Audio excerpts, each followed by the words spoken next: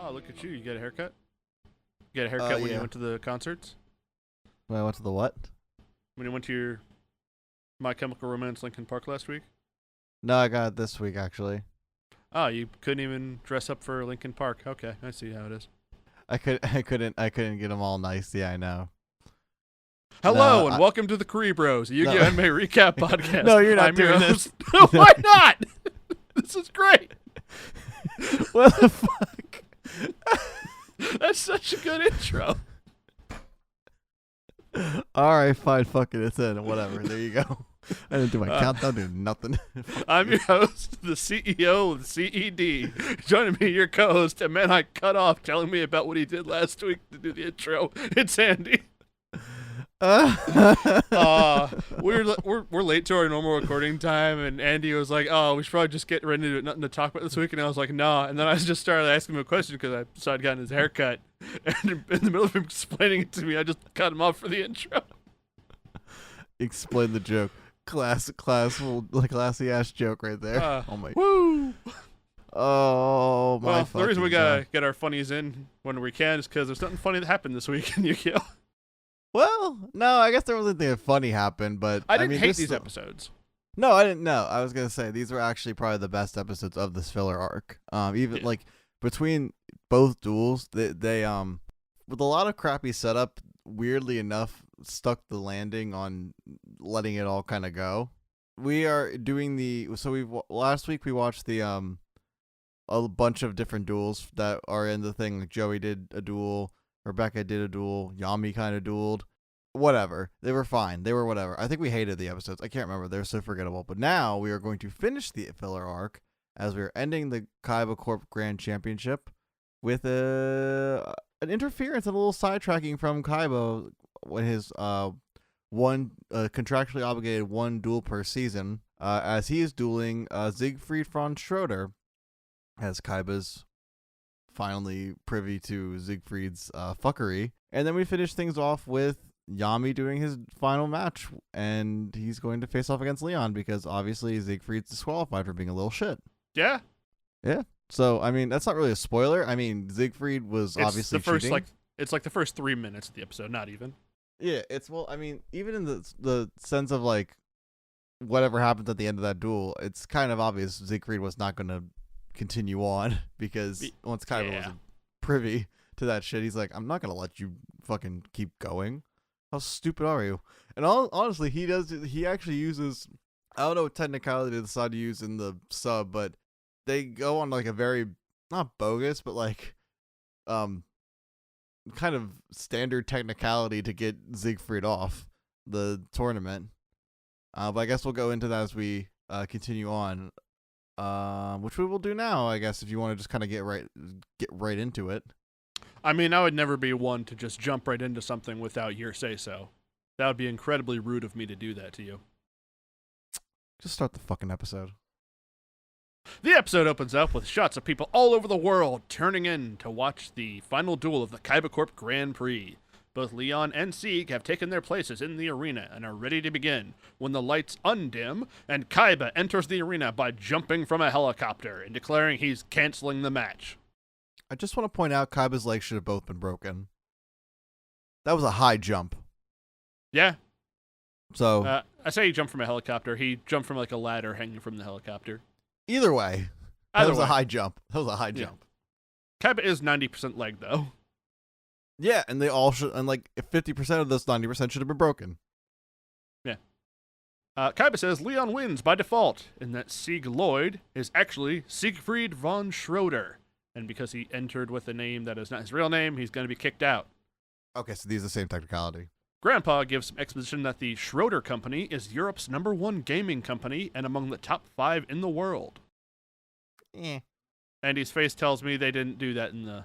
No, they did something of that same nature. It's the same kind of shit. I'm just like, are you really that famous, though? Is it really? Are you really that good, buddy? Like, we have Industrial Illusions, we have Kaiba Corp. Who else do we fucking need?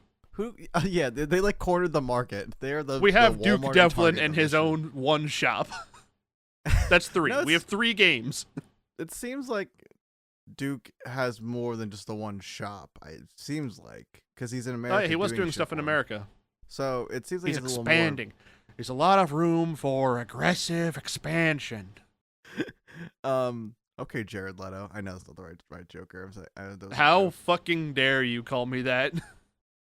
Sorry, that actually is rude.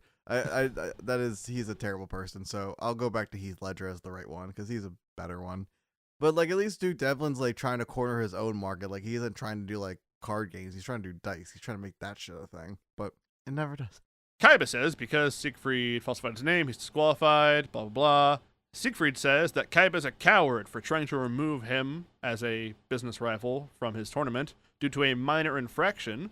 But Kaiba says, oh yeah, I'm disqualifying you, but I'm still going to duel you to show I'm better. Because I'm going to kick your ass just for the fucking of it. I'm Seto fucking Kaiba, and I haven't done anything all season. I've literally watched you hack my system and then get mad about it. I'm coming in to take matters into my own hands. It's takedown time by me. I'm about to talk some shit. Yeah.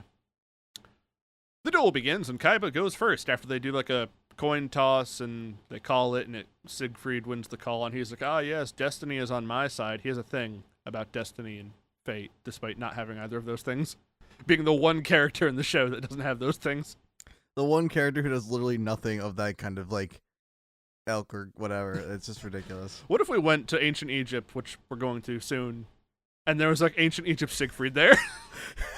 Oh yeah, like in the flashback of Millennium World, it's like, oh, he still has the German accent. Herr Seto.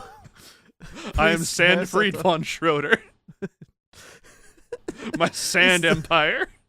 He still has pink hair. Yes. He's all like he still has the pink suit. It's like a pink cloak instead. Yes. We did it. We saved the ark. We did it. Anyway, Kaiba summons X-Head Cannon attack mode, puts 2 cards in the back row, and passes. Siegfried's turn, and he plays Ride of the Valkyrie, summoning the Valkyries Zweit, Erst, and Dreit. Zweit's effect activates for being summoned to destroy X-Head Cannon. Erst's effect activates to banish X-Head Cannon from the graveyard, and then give her that monster's attack stat. And Dreit gains 100 attack for each of Kaiba's banished monsters. Siegfried has Zweit attack, but Kaiba activates negate attack to stop and end the battle phase. Siegfried declares another attack immediately, revealing now that he's activated Mischief of the Time Goddess, which skips the turn cycle ahead, so it is once again Siegfried's battle phase. Kaiba activates his set Magical Trick Mirror, which lets him activate Siegfried's Mischief of the Time Goddess, which then skips Siegfried's battle phase to make it Kaiba's battle phase. Kaiba then moves to main phase 2, because he has no monsters to attack with in the battle phase, plays Z Metal Tank, then because he summoned a monster, he special summons Clone Dragon, which turns itself into a copy of Z Metal Tank. Siegfried's turn, and he plays Valkyrie's Embrace, which lets him change the battle position of one of his Valkyries to defense mode in order to banish one of Kaiba's monsters. Dreit is the one that is switched, and the real Z Metal Tank is banished. Siegfried attacks the clone with Erst, destroying it, and then Zweit then attacks directly, putting Kaiba to 2,400 life points. Kaiba's turn, he summons Pitch Dark Dragon, I get that confused, in defense mode, puts a card in the back row, and passes. Siegfried's turn, he puts Dreit back into attack mode, has Zweit destroy Kaiba's dragon. In response, Kaiba activates his set Flat Level 4, which lets both players special summon a Level 4 monster. Kaiba gets Wide Dragon Head, and Siegfried gets a second Dreit, but because none of Siegfried's monsters have more attack than Wide Dragon Head's defense, he cannot destroy it, so he just ends his turn. Kaiba's turn, he plays Pot of Greed, then activates Dimension Fusion, paying 2,000 life points, which lets both players special summon all of their banished monsters. Siegfried has none, but Kaiba gets back X-Head Cannon and Z Metal Tank. Kaiba then plays Soul Absorption, which gives him 500 life points whenever a card is banished.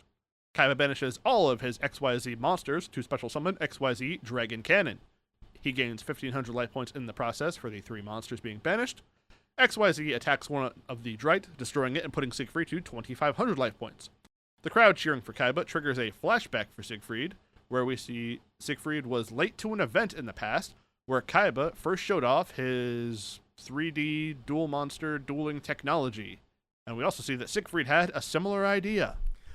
I just want to point out the designs that Siegfried had were very close or very akin to the dueling like boxes that were in the beginning of like the manga arcs and everything, or like season 0. Like those were what Kaiba was using in like, what was it called, Death Tea and shit. and what we would see in what we would see in Pegasus's Duelist Kingdom in the manga is like they had duel boxes, they didn't have the duel stuff. Yeah, you're right. I actually didn't clock that, so good eye. Yeah, I was like, my manga brain went like, I've been so deprived of manga, like reading the manga.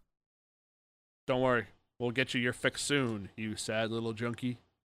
Siegfried's turn, and he plays Nibelung's Treasure, which lets him put the Nibelung ring onto XYZ Dragon Cannon and draw 5 cards.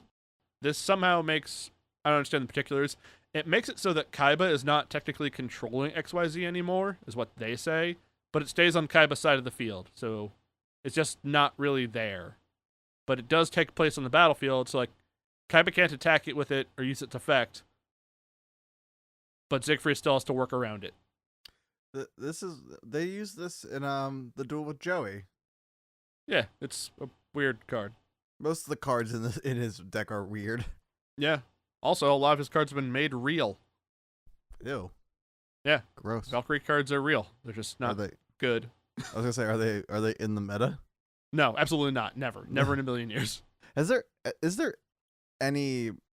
I might have asked this one. Like I might ask this every time I think we guys bring up this topic. But is there any like show cards that are meta? Doesn't have to be just meta. original. No, but there's a card, Harpy's Feather Storm, that was popular in a Winged Beast deck, or decks that used them, like Tri-Brigade and what's their name? I always forget their stupid name. Fluanderies, which are Winged Beast decks, because it's a card that just like negates monster effects if you control a Winged Beast. Oh, okay, yeah, so I could see how that would have play. Yeah, it's a very powerful card for very niche situations. And if you have a Harpy on field, you can activate it from your hand. So that makes it even better, so you don't have to set it. Too bad Harpies. But Harpies are bad. Unless you're Sorry, playing Dual Links, in which case the Synchro Harpy monster was a nightmare for a long time and ruled the game. Ooh. Anyway, XYZ is just sort of moved out of the way. Siegfried tributes his second Dryte to summon Fortune Chariot, which is... They treat it like an equip card in this, but it's actually like a Union monster type thing in the real, but it's also a different effect in the real. Regardless, Fortune Chariot lets the monster it's connected to have its attack points in order to attack directly, which he puts Zwite on it, which it does that. So he attacks directly. Kaiba goes down to 1,100 life points. Siegfried then plays Mystical Space Typhoon to destroy Soul Absorption, sets 1 card, and ends the episode. Question. Yeah. Kaiba banishing his XYZ monsters to special summon XYZ Dragon Cannon. He doesn't have to banish those to do that, right? Like, he just has to, like, combine them. So why did he have to do it with that? XYZ Dragon Cannon is one of the first fusion monsters that does a contact fusion where you don't need polymerization. Yeah. So the XYZ themselves, they do have effects to be Union monsters and combine, but with all 3 of them, you can banish them all to summon the XYZ Dragon Cannon. I thought you just had to discard them to the graveyard, or like send them to like use them as material to be like send them to the grave. Like I didn't think they had to be removed from play. Nope, they did banishing back then. Oh, so this is something that's been changed since.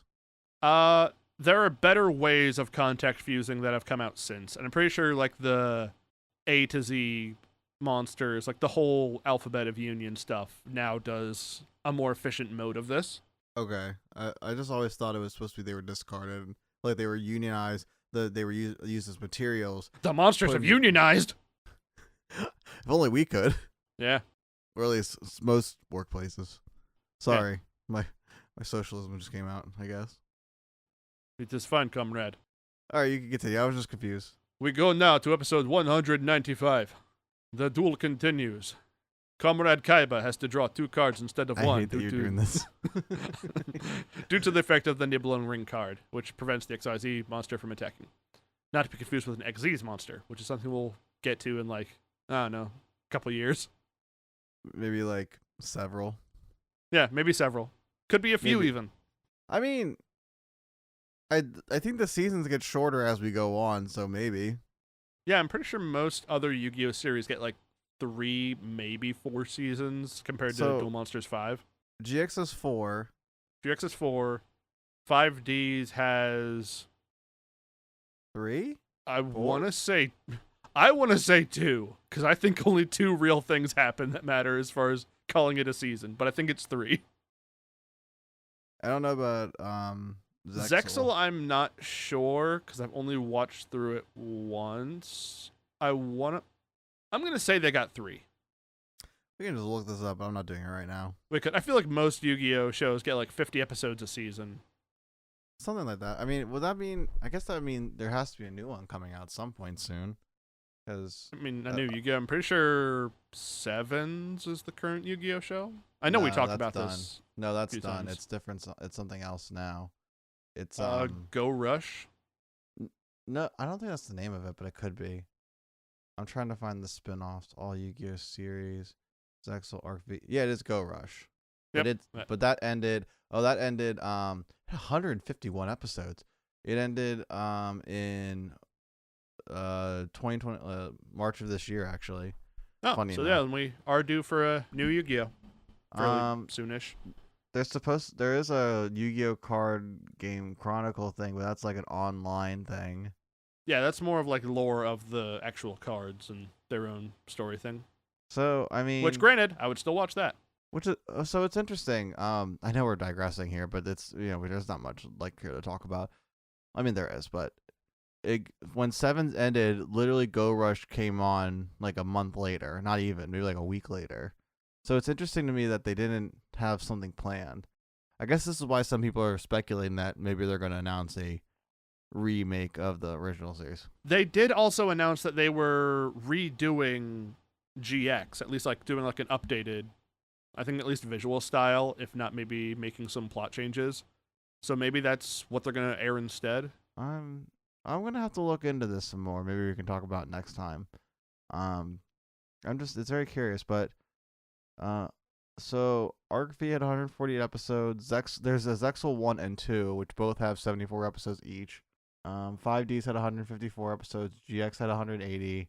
Duel Monsters had 224. If that kind of gives you an idea. Vrains, that's how you say it? Vrains? Yeah. 120. Sevens had 92. And Go Rush had 151. I guess Sevens didn't do that well. Which is fair. I think Sevens was the one that had like its completely own like Yu-Gi-Oh game. And also I think Go Rush is like a soft sequel to Sevens. But I'm not 100% because I haven't watched Go those Rush is a series that takes place in an unknown amount of time in the past prior to the events of Yu-Gi-Oh! Sevens. Yuga Odo, the creator of Duel Rushing in Sevens, got transported to Motsuba Town during his final duel with Otis and began working on the fledgling Goha company led by Yuna Goa to recreate Rush dueling. Whatever you say, man. Whatever you fucking say. We'll get there someday. Or maybe we won't. Maybe we'll just be done by this point. Maybe we'll just do all the Studio Gallop stuff. Didn't Studio Gallop, what did they end with? 5Ds? Vrains. Oh, they end with Vrains? Well, maybe. I mean, that'll be like a decade in the future, and by then the sun will have exploded, so we can stop then. I don't think the sun's going to explode in a decade, but you know. No, I'm going to blow it up. All right, well, there you go. You hear that, everyone? You have until we get to finishing Vrains to fix shit, otherwise I'm blowing up the sun. Oh, no. All right, well, let's get back to it. I'm sorry we just went off a huge digression, but... I'm not. Whatever. Kaiba has to draw 2 cards instead of 1 due to the Nibelung Ring card, and if he draws a monster card, he has to discard it from among those 2. So I think if he draws 2 monsters, he only has to discard 1, but it doesn't come up, so we won't worry about it. He does not draw a monster card. He draws Monster Reborn and Attack Guidance Armor, so he's fine. He sets 1 card, passes his turn. Siegfried's turn, he attacks directly with his white again, but Kaiba uses Attack Guidance Armor to redirect the attack onto Erst. Siegfried counters with Wotan's Judgment, which he says activates when Kaiba declares an attack with one of his monsters, which is not what he did, but we're not going to worry about it. Wotan's Judgment stops the attack by him putting a spell card from his hand on top of his deck. Siegfried then plays the 3 Goddess of Verdict spell cards, Erd, Verdand, and Skuld. Siegfried uses Skuld to look at the top 3 cards of Kaiba's deck and sees all 3 Blue Eyes White Dragons. Then uses Verdand to declare a monster and force Kaiba to set that card on the field, which is Blue Eyes. Then Erd banishes the card by naming it correctly. On Kaiba's turn, he is forced to discard one of the Blue Eyes he draws, so he does keep the other one. He then plays Monster Reborn to bring back that blue eyes he discarded, and has his attack as white. The chariot is destroyed in White's place, but Siegfried still takes the damage, so now both of them are at 1100. Kaiba ends his turn. Siegfried does the 3 goddess thing, at the end of which Luster Dragon number 2 is banished. Siegfried then plays Griffin's Feather Duster, destroying his 3 spell cards, gaining 500 life points for each, so 1500. He then tributes his 2 Valkyries for Valkyrie Brunhild and passes his turn. Kaiba draws 2 cards and has to discard a monster. Blue Eyes attacks Brunhild, but she survives the attack by using her effect to lower her defense by 1000 to survive it. Kaiba sets a card and passes.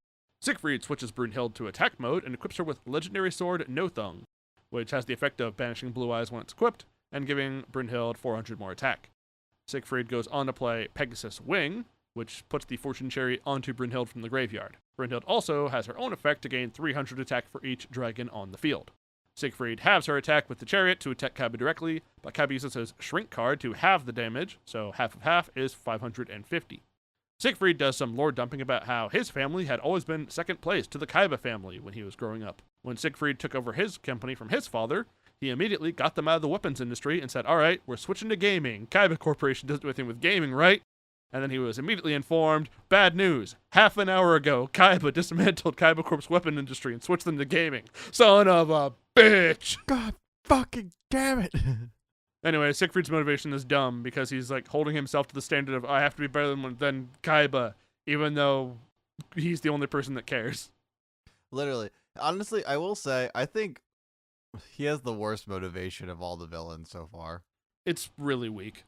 I'm so mad because Kaiba beat me to an idea like anyone else has ever been beaten to an idea or something. I will say, it's very funny that he keeps being beaten to the ideas by Kaiba by like 15 minutes. The timing is comical, and I will say if they put out a thing where it's like, they would never would this, because who cares about Siegfried von Schroeder, but they were like, Kaiba was warned 15 minutes before Siegfried was, and that's why Kaiba's always 15 minutes ahead of him on stuff. That'd be great. It would be.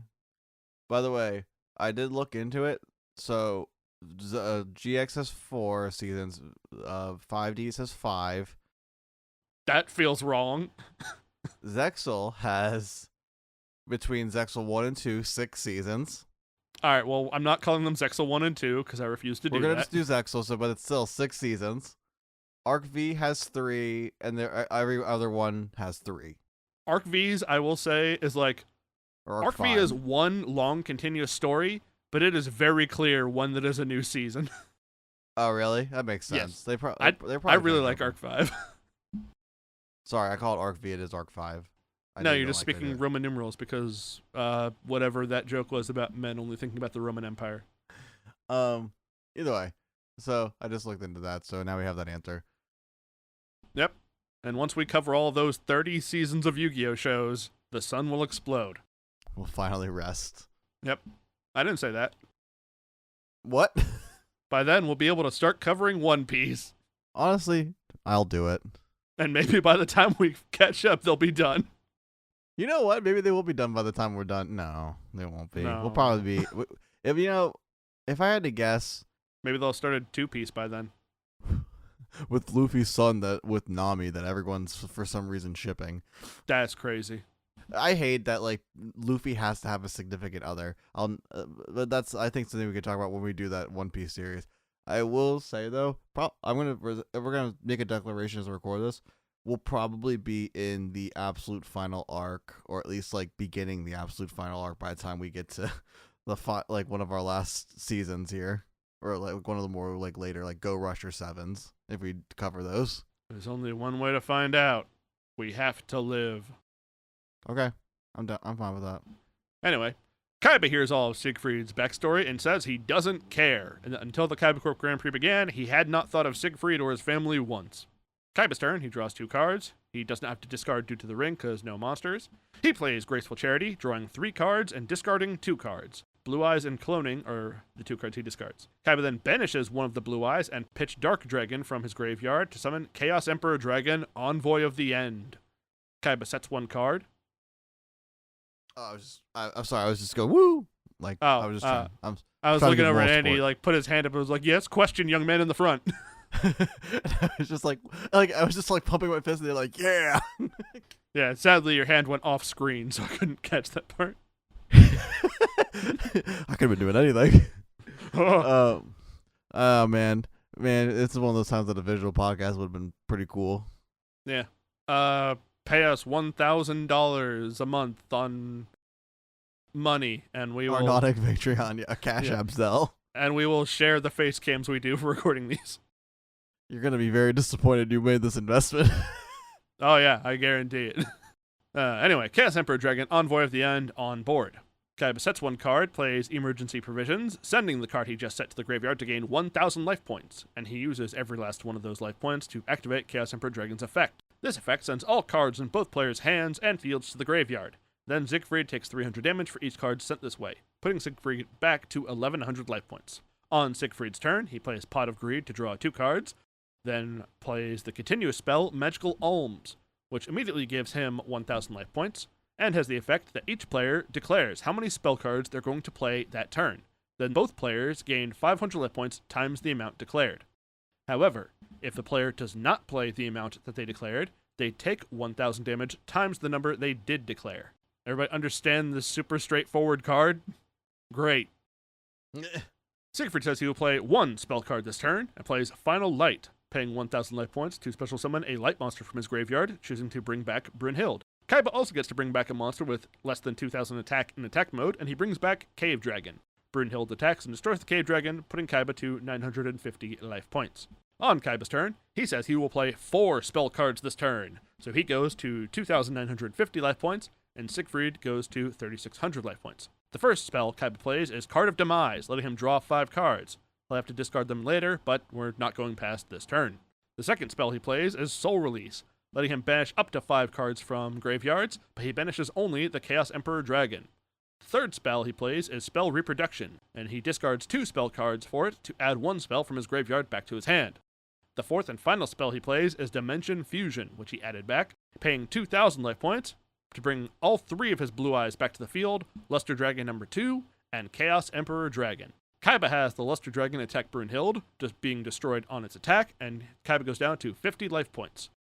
Chaos Emperor Dragon attacks Brynhild, who protects herself from being destroyed by lowering her defense so only CED is destroyed. One of the Blue Eyes attacks, and Brynhild protects herself again, but she uses her effect again, so 300 damage gets through. Her defense is now at 0, so she can't use that again. The second Blue Eyes attacks, destroying Brynhild. The third Blue Eyes attacks directly, taking out Siegfried. Episode ends. Wow. Let me tell you, that was a duel. Actually, it was. I will say, that was a really fun duel. To be completely honest with you, I think Kaiba and Siegfried had a very interesting dynamic as far as their monsters going up against each other, and Kaiba having some really interesting responses to Siegfried, even though with especially kind of playing to the banished monster's advantage. So I thought that was pretty cool. It felt like a good duel. It didn't feel like there was a lot of hacky bullshit ways to get around it. So that was cool. Yeah. I will say I grossly misremembered both of these episodes because I had thought that Siegfried made a condition where Kaiba couldn't use Blue Eyes in the duel, which is why he used Chaos Emperor Dragon. And I was just 100% wrong. He just also used Chaos Emperor Dragon.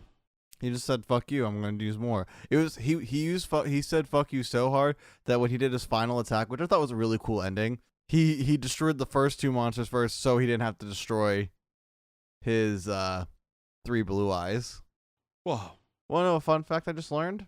The Kaiba voice actor Eric Stewart was the one who directed Capsule Monsters. Well, I guess they can't all be bangers on the resume. Yeah, you got to win some and lose some, but it's kind of cool that he tried. I will say. Here I am, suffering. Another fun fact: the Yu-Gi-Oh ended 2 years before. The Japanese broadcast ended in 2004. The American broadcast for the original series didn't end until 2006. Which is kind of crazy to think about. Pyramid of Light came out after the series was over in Japan. That's weird. Yeah, I know. It also is really weird because, while you were finishing it up, I was looking at stuff because I'm like, wait, didn't GX come out when we were 10? So 2005, and it did. So the Yu-Gi-Oh! Original series was still finishing up by the time GX was already on American TVs. I thought that was the case. They did not plan that out. Man, technology is crazy. But also I guess it also made me confused because you know how it begins with GX where Jaden runs into Yami at the beginning. I'm not spoiling anything. And like he's using he runs into Yugi. That's what I mean, but sorry, that's what I mean. Like, but it sounds like Yami because I guess assume it's because he sounds like when he's older. But at that point, when we were kids, we didn't know what was the ending supposed to be. Yeah, I just thought it was just hey, here's Yugi. He is older. I didn't think about anything. I don't have a brain. That's the benefit of being 10. You don't have to think. Yeah, that's true. But I guess as we'll go on, we'll finally finish up this Grand Prix. Or whatever you want to call also, I'm going to wait and see what you say happens in these episodes to see if I did remember this chunk wrong, too. Did you not watch them? I did, but it didn't come up during my version, so I don't know if it was like a sub-dub difference thing. Well, I guess we'll get into it. So, I start with episode 196, and we go as such. We are back after the little sidetracking of Kaiba facing his past butt-whooping. We continue on to the final match of this short filler series with Leon Wilson facing off against the king of games himself, Yugi Muto. Kaiba is even nice enough to give Siegfried a good seat at the finals, which I'm sure won't come back to haunt anyone. The cheer squad also gets some great seats as Yami and Yugi switch happens when they get ready for the duel. On the opponent's side, however, Leon is walking towards the duel stage when he is stopped by Siegfried, who, why should he know Leon? But Siegfried gives Leon a card, so he'll bring him some luck, and we presume that Leon takes it, which he does, who cares? We also then catch Mai in her old Battle City outfit, watching on a big TV wherever she is. I think she's in America. I don't know. I remember one of the screen around like the TV said Napanasonic. Ooh. Instead of Panasonic. Ooh. Vegeta. I'm in electronics now. With Sonic the Hedgehog. Circuit City will never die, Vegeta. Shout out to Team 4-Star. Yami and Leon take the stage, and Leon has an intense mood shift as he trash talks Yami and then does not partake in good sportsmanship when Yami wishes him good luck as they're cutting the deck. He's like, yeah, whatever. I just gotta beat you. It's really weird. Kaiba has a particularly Kaiba-esque opening speech as he finishes up by calling for the start of the match. Leon takes the first move and plays Ferocious Forest Wolf in attack mode with 1800 attack and ends his turn. Yami then plays Polymerization to infuse Surprise Surprise, Gazelle, and Baphomet to summon Chimera, and attacks Leon's monster, taking out 300 of his life points. Leon says he's waited his entire life to face off against Yugi, but hasn't Yugi only been the king of games for like a year or so? We see in the future, I say in the future, later on in these episodes, that Leon watched Yugi dueling Weevil in Duelist Kingdom. How? And Leon looks a lot young. Like, right, number one, how? Number two, Leon looks even younger in that than he does right now in the present of the show. So, like, how much time has passed? It can't be that much. I mean, it's definitely not passed significantly as much in the manga because every event kind of happens soon after one another. Like the longest gap is probably between like Duelist Kingdom and Battle City, right? Maybe, but it might even because everything be else more is like immediately after. Because immediately after he gets the 3 god cards, he goes to the museum. Orichalcos happens. Immediately after that, we're in America. We go to the Kaiba Corp Grand Prix. Yeah, and even just talking about like manga, there might be a time gap a little bit there between him getting the guard cards and the Millennium World happening, but it's not significant. Like, it doesn't seem like significantly that much. They don't change grades, or it's never indicated that they change grades at any point during the series. I don't know. I guess it doesn't fucking matter because who cares? They're filler. Yeah. Leon takes his next turn and plays Little Red Riding Hood in defense mode and passes turn. Everyone is noticing Leon's bad attitude, and Kaiba and Yugi are getting sus about it. Yami decides things will be revealed as they duel, but we suddenly then cut to one of Kaiba's employees freaking out as they just overlooked a detail about Leon that they believe Kaiba will be very upset to find out. And so I guess that's the thing that'll be revealed.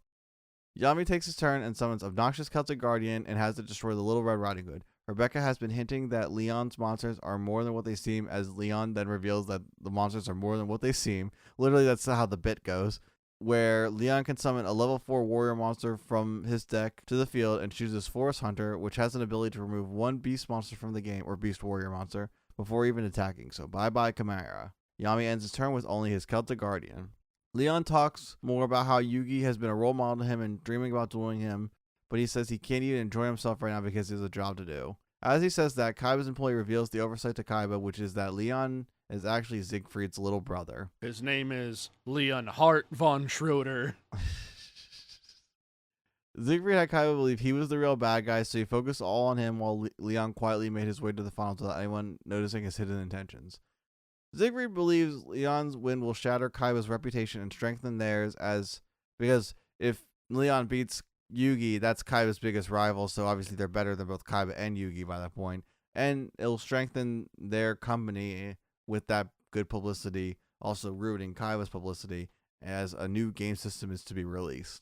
I still think Siegfried is the main bad in this, which I mean, I guess they don't really like hide, but I don't really like that they're kind of alluding, I guess, in the dub that Leon would have been the real bad guy, even though that's not really the case.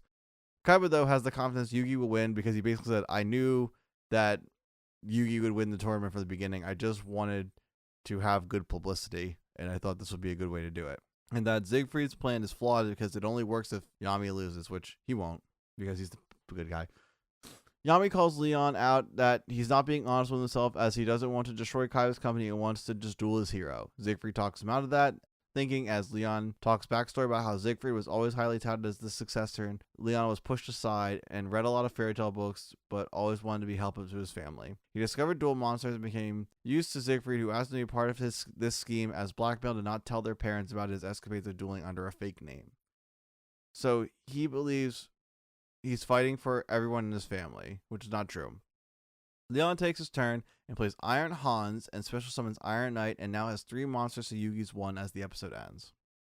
Moving on to episode 197. We come back and Leon makes his next move where he plays Iron Cage to send Iron Hans to the graveyard, which helps Iron Knight grow with another 1,000 extra attack and destroys Celtic Guardian and 300 Yami's life points. Force Hunter then attacks directly and gets Yami down to almost half his life points. The old guys give Leon, old guys being Hawkins and Grandpa Moto, give Leon his dueling props and stood at the cheer squad, but they notice the anger is clouding him. Yami gives Leon his props also, and Leon gives more fairy tale love lore, trying to bring out the duelist heart in him and out of the shadows of hate. Like he's like kind of like, tell me more about your past and tell me more about what you love about these fairy tale cards. He's like, well, yeah, you see, like I really loved reading the books, and like since I had no friends, these were all the things I had in me. So now my deck is, like all that stuff. Yami draws and plays Queen's Knight, who destroys Forest Hunter and ends with a face down card. Leon brings back Iron Hans with his Iron Cage effect, and his Knight's attack is depleted by 1,000, but he's able to summon another Iron Knight from his deck with Iron Hans effect. Leon then plays his Spinning Wheels Spindle, which causes Queen's Knight to get sent to the graveyard for 3 turns. Iron Hans goes in for the attack, but Yami activates Mirror Force to destroy all of Leon's monsters. Leon then takes his turn and plays Water of Life to bring back Iron Hans and gets another Iron Knight, who on the card that he played, because they closed it on the card as he plays it on the duel disc, had 1,700 attack strength. But I guess that's a mess up on the animator's part, but I don't know. Yami starts his next turn by playing Pot of Greed and draws Wadapon, which Wadapon has the effect of if it's drawn by a magic card or whatever to be able to be special summoned, and then sacrifices to summon Dark Magician Girl, which brings Leon joy as she is one of Yami's favorite monsters. Yami has Dark Magician Girl destroy Iron Knight and ends his turn. Leon draws the card Siegfried gave him and plays the magic card Golden Castle of Stromberg, which causes some crazy holographic electricity to come out of Leon's duel disc as he plays it. Apparently, it's a card that was never released and it is causing issues to their system, but those kind of go on almost undetected. Like, they pointed out, they're like, oh, there's like a blip in the system, but it then all came back to normal, like, must have been nothing. Leon activates his new field spell's ability to special summon Cinderella as she is a monster with 4 stars. He could special summon a monster with 4 stars or less because of the effect. She gains her carriage and her pumpkin carriage and slippers. Apparently I wrote in the notes her carriage and pumpkin slippers, but whatever. And because of all that, she can attack directly and transfer her glass slippers to Dark Magician Girl and have her lose 1,000 attack points. Kaiba interrogates Siegfried on where Leon got that card, as the old dudes of the cheer squad explain that there are cards that Pegasus made but never were officially released, and Leon's special card is one of those cards. Apparently it was a prize in a tournament, but was never meant to be used and is forbidden from tournament play. Leon played an illegal card, which is why Leon's duel disc was freaking out, and Kaiba's tech support saw that blip. Siegfried denies everything and plays a little dumb, but Kaiba knows if he disqualifies Leon, that his company will like his company's reputation will be destroyed because he just set up this big tournament, and now like it's gonna end because of a technicality, a really lame technicality. So he pushes the duel on. Leon is sussed out by all this, but Siegfried talks him back into his brain control. Yami tries to reason with Leon and calls out Siegfried for using Leon for his evil bidding and manipulating him to using a forbidden card. Leon then like has a conscience and plays Mystical Space Typhoon to destroy his forbidden spell card to make sure his game is won fair and square. But the card doesn't go away as Siegfried anticipated this happening, so he rewrote the data to make sure this card was a virus that is deleting program files and data banks from Kaiba Corp, and is now Pegasus will have to trust a partnership with Siegfried. He also can't destroy the Golden Castle with magic or trap cards, as far as we know right now. Leon is kicking himself and goes for the surrender, but Siegfried says that card has to be destroyed for the virus to be stopped. Which is weird that he would reveal that. He should just let him end it and let the plan go, but whatever. It could be lying. I mean, I guess he could be lying, but I guess it also doesn't work in his favor if Leon loses, because then this is all still kind of for naught. He just kind of ends with destroying Kaiba's database, maybe. And I mean, we kind of revealed that gets foiled at the end anyway, so spoilers. Yami says there's always a way and tells Leon to fight with all his heart, and they will together put an end to his brother's scheme as the episode ends. Finishing up with 198, the last episode of the arc. Thank God, because I'm just really ready for Millennium World. I'm very excited. We come back to we see Kaiba go off to stop Siegfried's virus himself, as he can't sit around and do nothing. Yami gives Leon some pep talk to have them duel and work together to beat that field spell, and then Yami takes his turn, which Siegfried reveals another ability to the castle, which has Dark Magician Girl automatically attack the carriage and gets destroyed, and half her attack points are taken out of Yugi's life points. Oh, something I forgot to mention. When Castle Stromberg appeared, like the hologram of it for the game, did you notice that it just looks like a flat PNG? I mean, kind of. I don't know if it's intentional or not, but like I do like that because it's not a card that was actually meant to ever be played. The actual visual for it doesn't look like a complete visual, like it's just a static like 2D image. I will say it does look like it's like, you know how like even though it's a hologram, like most cards are hologram, you can kind of tell they're kind of there or whatever. Yeah. This looks a little more transparent, is what I noticed. Yeah, it's not like fully. It's like kind of opaque, kind of like see-through, like not like the same, like it's not solid vision like Kaiba stuff. It's like you turn down the vector layer a little bit, and now it's a little less visible, but it's not fully there. So I guess that would be like a neat touch if they decide that was intentional. We see Kaiba go to the tech room and go to work to salvage what they can. Yami ponders how to beat this castle, and Leon starts to lose hope already, but Yami pep talks him again as he plays a face down and passes. Leon takes his turn, and half of Yugi's deck is discarded thanks to this fucking broke-ass card, which is so stupid, but I guess it bites them in the ass in the end. Leon is shocked by how deranged his big brother is, but Leon continues his turn and summons another Forest Wolf, and is forced to attack Yami, who gets kicked by Cinderella, leaving him with 400 life points. And then when the wolf goes in for the attack, he reveals a trap card that brings back his Dark Magician for the battle phase, and has it destroy Leon's wolf, but she's gone by the end of the battle phase, as I mentioned.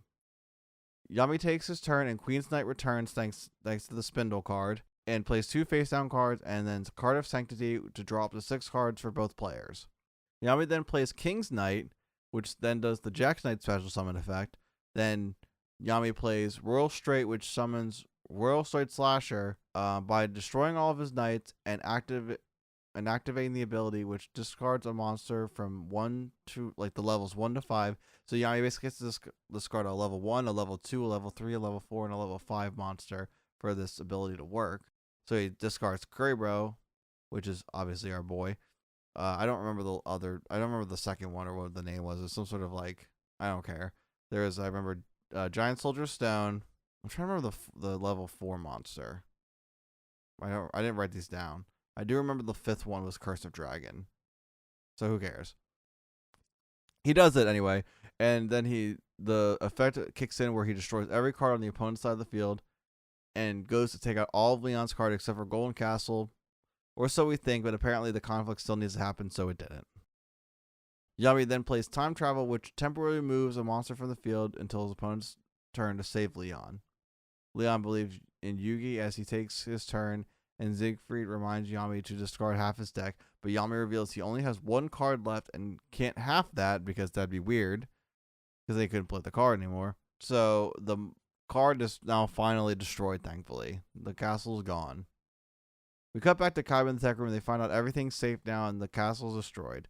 So they start working on like backing everything up again. Siegfried is shocked, but he's confident Yami can't come back from this because he has literally only one card, and that most of Kaiba Corp's data is destroyed, so he's basically won this. Leon decides to surrender, but Yami refuses the surrender, and that Leon should see his dream to the end. Leon takes his turn, and Royal Slasher returns. Leon then brings back Cinderella with Monster Reborn, and brings back Pumpkin Carriage, which he sacrifices both to summon Hex Shruti, which attacks Yami's monster, sending him down to 200 life points. Shruti's attack is then increased to 3,000 attack. Yami draws the last card in his deck and then asks for a card of the cards to guide him, and seems to get a good one as he plays one card face down, then emergency provisions to discard that same card to restore 1,000 of his life points. He then plays Monster Reborn to summon Dark Magician, which perplexes Leon as he has a stronger monster. Yami then reveals the magic card Necromancy, which brings back 4 random monsters from Leon's grave to his field in defense mode, and Hex Shruti loses 2,400 attack in total because 4 monsters lose 600, thanks to the effects of Necromancy. Yami then reveals Diffusion, Wave Motion, and sacrifices 1,000 life points to have Dark Magician attack every monster on the field, causing Leon to lose the duel. Yami congratulates Leon for his hard-fought battle and helping stop his brother. Siegfried tries to salvage his plans by saying his plan still fucked up Kaiba's systems, but Kaiba reveals he was prepared for something like that, and everything's been restored. Leon reasons with Siegfried and convinces him not to be a bad guy anymore. Siegfried hunts Leon, and everything starts with a nice bow, as Yugi is still the king of games, and we see the past duelists of the series react to the news in different areas of the world. The gang get ready to fly back to Domino City, where Duke reveals he has a date with Serenity, which, oh fuck, we brought this bit back again, shoot me now.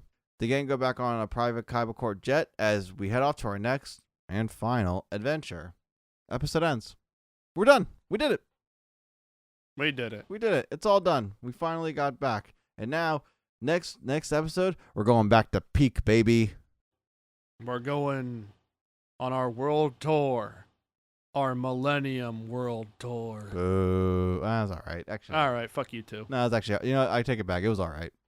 The thing that I misremembered, and I don't know why I thought this, I had somehow convinced myself that the big twist with Leon wasn't that he was, like, also a Schroeder.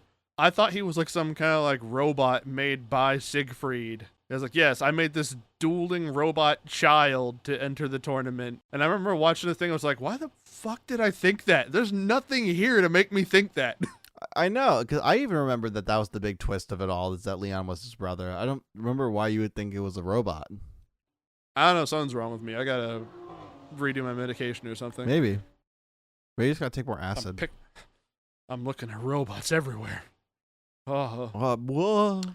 These episodes weren't terrible. No, these were actually pretty good episodes to end on.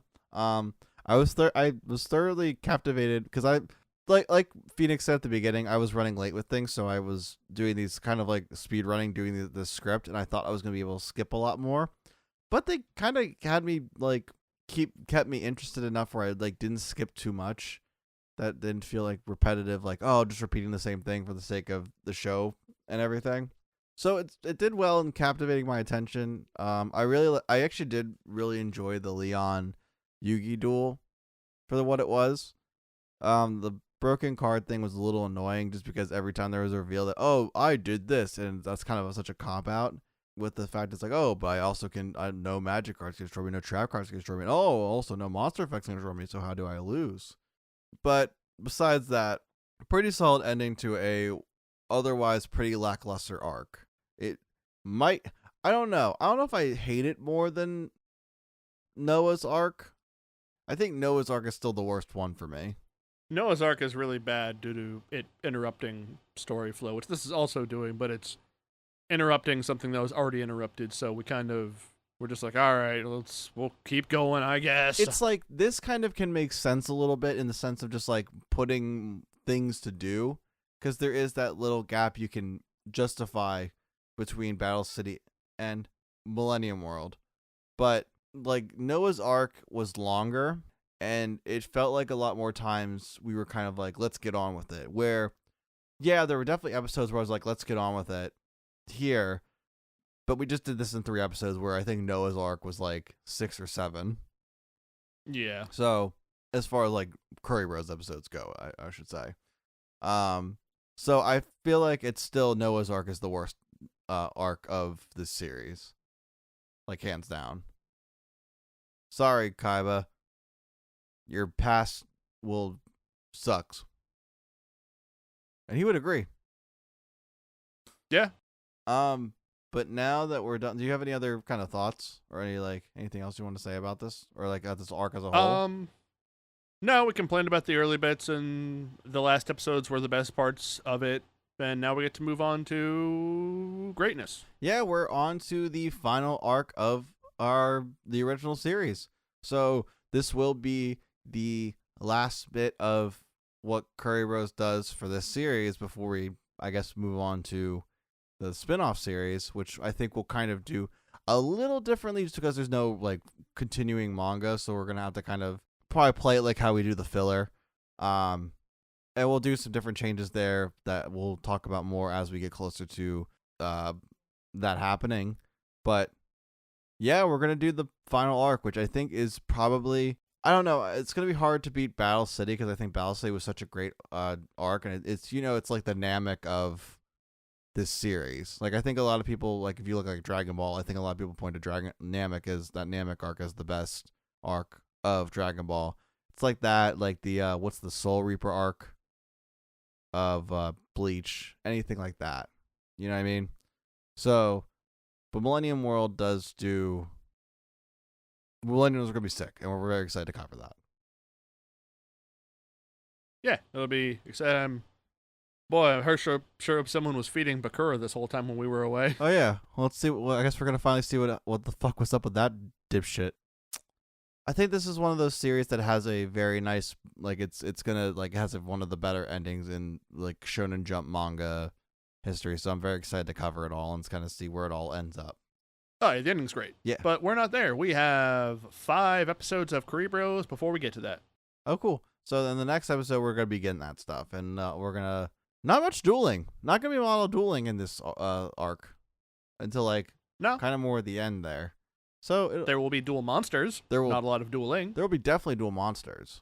We have white woman jump scare. Yeah, we kind of do, don't we? There'll be time travel, kind of, in a way. Kind of. But honestly, the way they do it is a lot smarter than I remembered. But like when I went back to reread Millennium World and all the stuff back before, I forgot about how they did everything they did, and it was very. All of it, I think all of it's very good. So I'm very excited to cover it. Yeah. Speaking of excited, I would love to talk about something myself. And that is that you can find me online on twitch.tv/PhoenixFarce and youtube.com/PhoenixFarce. Casual gameplay, Yu-Gi-Oh! Master Duel, a lot of that. Doing shot calling for spectating games. And I'm doing this because we're really dragging out talking about how excited we are to do Millennium World and not ending the episode because it's been like 8 minutes. I've been watching the clock. I don't care. I'm excited.